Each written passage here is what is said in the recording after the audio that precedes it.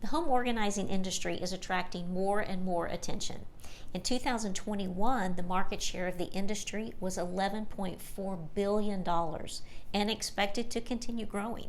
So it's a great time to get into the industry, provided you have the right skill set and expectations.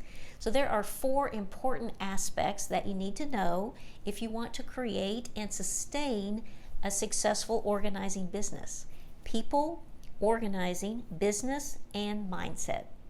I'm professional organizer Lisa Archilla, and welcome to The Conscious Organizer.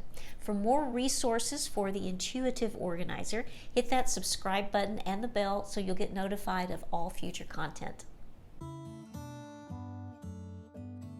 Most people are introduced to the idea of professional organizing through popular TV shows like Get Organized with the Home Edit, Tidying Up with Marie Kondo, Cassandra Arson's Hot Mess House, and even Hoarders. But despite what these popular shows portray, there is a lot more to being a professional organizer than just organizing. So let's take a look at these 4 aspects to creating a successful organizing business. So first and foremost, organizing is about people and transformation. Organizing is helping people create a space that functions better and feels satisfying and peaceful. It's about helping them find the best layout or the best system that's right for their personality and lifestyle. And it's about bringing their vision of the space into reality. It's transformation on a personal and physical level. An organizer needs to be able to work with different types of clients. As a professional organizer, you're going to be in people's personal spaces, handling their personal possessions and information. And often in decluttering jobs especially, the client may have a real sense of vulnerability. It may have taken them a long time just to have the courage to reach out to someone. So it's really important that the organizer listen well and adjust their approach and their pace according to the needs of the client. The organizer leads without judgment. And often this type of transformation is life-changing. And then there are clients who have less need for the emotional support and more for your expertise in organizing, design, and product choice. Meeting the needs of this client also begins with asking questions and listening. They need to trust that the organizer will do a high-quality professional job in a timely manner that actually improves the situation. It's a different type of transformation, but still very much a service that impacts lives. Another thing to know about the people that you may be helping is that they are almost always coming from a place of stress. Whether it's an illness, loss of a loved one, a divorce, a disability, even just a move or a remodel are all reasons that people reach out for home organizing services, and they are all stressful situations. Empathetic people are often drawn to the home organizing industry because they want to help people. And truly, that can be a superpower if the organizer has strong and practiced boundaries.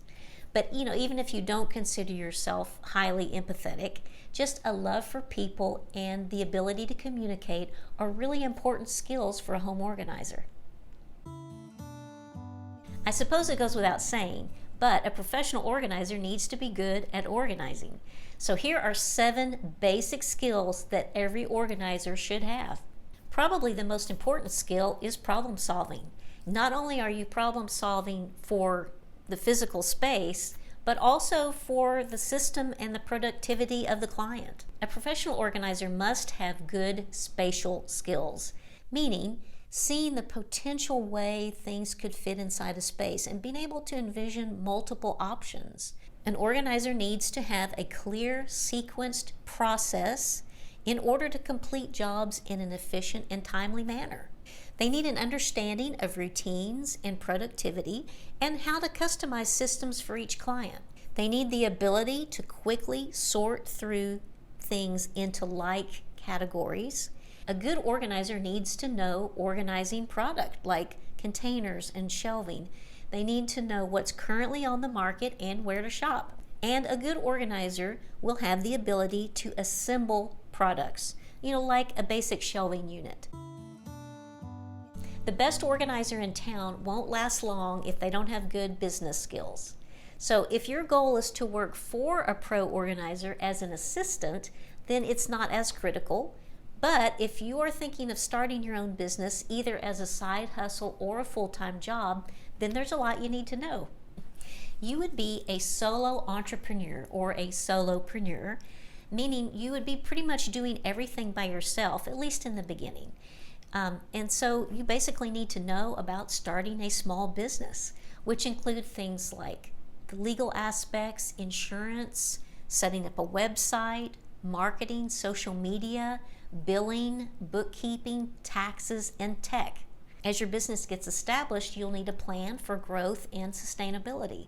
If you decide to scale your business, you may even need to add virtual administrative assistants and assistant organizers.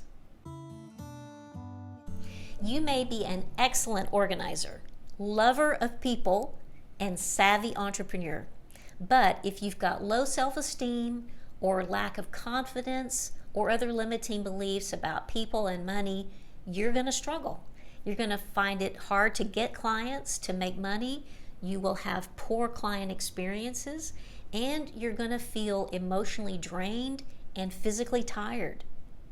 Mindset is simply the set of beliefs that we function from. It's the source of every decision and every direction we take in life, and it's the determiner of our future life experiences. And mindset encompasses 4 elements of ourselves: the mind, the emotions, the body, and the spirit. And when all 4 of these are in balance, we have a healthy mindset, and we're able to generate success in all areas of our life. When I started my own organizing business in 2017, I was not in balance. It was slow going and pretty discouraging sometimes. But it was also adventurous, exciting, and fun, and frankly, the best decision I could have made. You grow as you go. Being a professional organizer is an amazing job, and I love doing it. And if you're considering entering into the industry, then it's valuable to see yourself in relationship to these 4 aspects. How are your people, organizing, and business skills? And are you willing to do that interpersonal growth work to achieve success? If you love organizing and you'd like to do it as a source of income, but you really don't have the time or desire to start your own business, then becoming an assistant organizer could be a great alternative. So if that sounds like something you'd like to explore, just click the link in the description below. I'll be posting more about each of the 4 aspects, so please click subscribe and the bell for future notifications, and I'll see you soon. And check out this video on how I got started as a pro organizer. Thank you so much for watching, and happy organizing.